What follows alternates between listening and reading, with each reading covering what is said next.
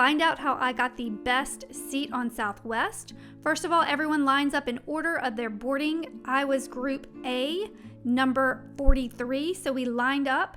Everyone boards in order of their number and group. Here is the look at the Boeing 737-800. I studied the seating chart on Seat Guru and saw that row 16 is the best row. I headed straight to that row and could not believe that it was still available.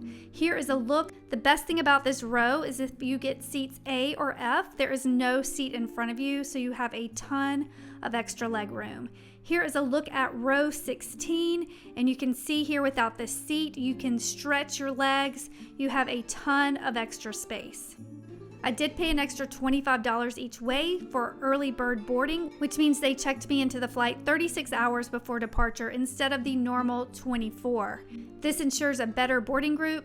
This was a long flight from Atlanta to Las Vegas, so I was happy to be able to stretch my legs out.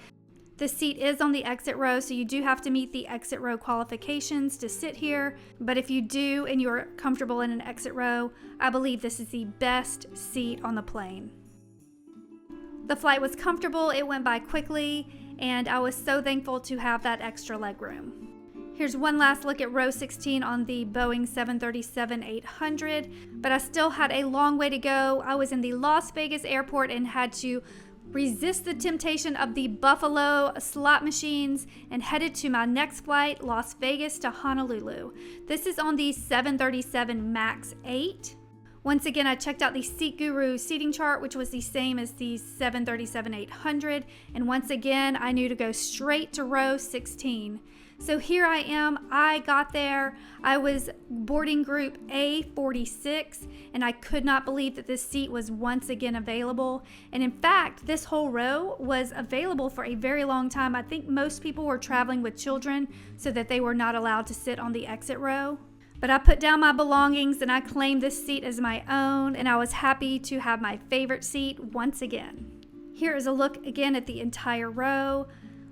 A ton of leg room. You can stow your bag in the seat in front of you and stretch out. So this was a win-win situation. Again, I highly recommend this seat in row 16.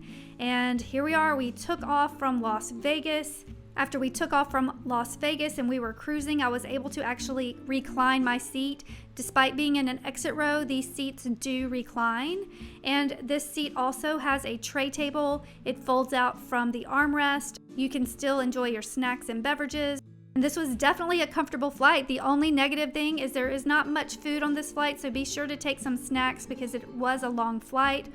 Also, there are no screens, but they do have live TV, movies, and other television shows available on the Southwest app. Before we knew it, we were landing in beautiful Honolulu, and I felt great. I highly recommend row 16. I was so lucky to get the exit row for both legs of my flight. Unfortunately, on my return flights, I never got the exit row. With my early bird, I was assigned boarding groups B40 and A31, so I just sat in normal seats. But here's a look at row 21.